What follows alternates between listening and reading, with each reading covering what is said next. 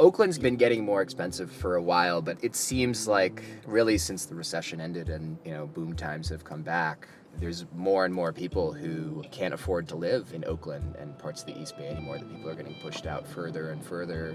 And as that happens, you see a lot more homelessness, just like in a lot of cities around the country. There's people living under BART tracks and, freeway overpasses. There's people hanging on by a thread. My father's homeless. My son's father, if he wasn't staying with us, he wouldn't have nowhere to be too, because the rent is so high. I keep telling people, if you have a chance to move, to New Mexico or Arizona or something where the cost of living is cheap, I think it's better than trying to find somewhere out here.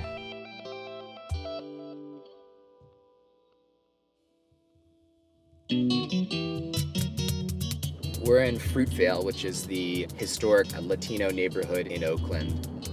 This neighborhood is close to a BART stop, which makes it a more desirable place to live if you are, a young techie moving to Oakland who wants to live in the Brooklyn of the West Coast, as people call it. Hi. It's also Joe's hangout spot here on International Boulevard. It's also where the Native American Health Center is and where Joe's daughter Phyllis lives. There's always been kind of a little history for me here. I was part of relocations with my mother and sister. We came in 1964. So let me show you my home away from home. This is like my tent, right? And so, I can just throw my tent down, and then I have my sleeping bag, right? So I throw my tent down, and then I throw my sleeping bag. To see Joe in that sort of circumstance after, his mom, Grandma Waukazoo, was such a matriarch in the community that we called her Grandma Waukazoo, or just Grandma. And when I was a little kid, we'd go to the Intertribal Friendship House, and I'd bounce on her knee because I was too scared to go out there and dance when I was a kid. Joe was a dancer, and I'd watch him dance, and I'd pick up different moves and learn how to powwow dance and all that. And to see someone who you knew in that sort of a way, and someone who you learned from, and to see them on the streets, it's a reality that we see with a lot of our people, I had a relative die on the streets of Vancouver a couple months ago. I had a cousin die on the streets of Winnipeg. It's a reality that happens all too often for Native people, but it's really painful to know that your loved ones, your relatives, your friends, members of your community are living in that way.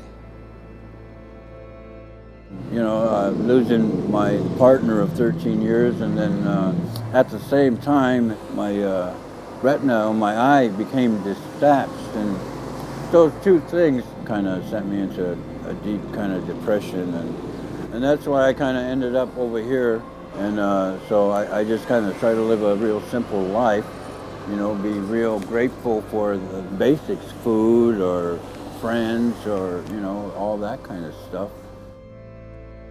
When you think of Native Americans, often you think of people living out on the frontier in the 18th century, sort of fighting the cowboys and losing, that sort of a thing. Maybe more recently, you think of the struggle at Standing Rock and the battles against pipelines across the country. But people don't realize that 7 out of 10 Native people actually live in cities, that we are primarily an urban people. Our fights are, they're against pipelines today, but they're also against landlords. They're against police brutality in cities. They're against discrimination in the workplace, all that sort of stuff that happens right here and in urban centers like Oakland. My nations are Diné, Ottawa, and Lakota. My clans in Navajo are Hashlesh-Ninshle, Natlana Diné, Bashishchin, Twedijini Dashache, and Natlana Diné Dashanal. I moved out here because I didn't want to stay on the res and have to, chop wood, bring in, haul water, all of that stuff. I was like 17, 18. So I was kind of like, oh man, I'm gonna go to the city. When I came out here, I was just like, first there was running water, electricity, stores to go buy, you know, like everything. But the cost of living is outrageous.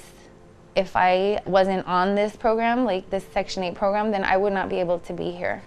So every time I meet people that come from the reservation, I'm like, if you get on some kind of list, on a housing waiting list, do it, because that's the only way you're gonna be able to survive out here. I feel like sometimes we come off the reservation and the city's just way too fast for us. And if you don't have somebody there with you to be like, you need to step up, get on this list, you need to do this, this, this, it's kind of hard for us to adapt. The interesting thing about being a Native person is that if anyone asks where I'm from, you know, who's non-Native, I'll tell them that I'm from Oakland. And I do feel like I'm from Oakland, but also, you know, home, if you're Native, if you're First Nations, it's also where your community is and where your community comes from. So even though my dad left the res and rarely looks back, I go back and visit all the time, and that's also home. So home is, you know, home's a complicated thing for Indigenous people. You know, I think that's something that the Native community itself has been trying to sort through decades is, how do you be Indigenous in the city? How do we make home in a place that is ours but has also been taken away from us? That's the history of the United States, is the dispossession of Indigenous homes, of the Indigenous homeland. And to me, that's what the reality of the housing crisis really is for Native people. For people like Joe Waukazoo, a man who I learned to dance from and, you know, who is now living on the streets of East Oakland. After I seen like him and the other people that he hangs out with, how they take care of each other, then I was like, okay, like it's, you know, he's out there with, it's not like he doesn't have nobody. I think I just have to keep an eye out for him, you know.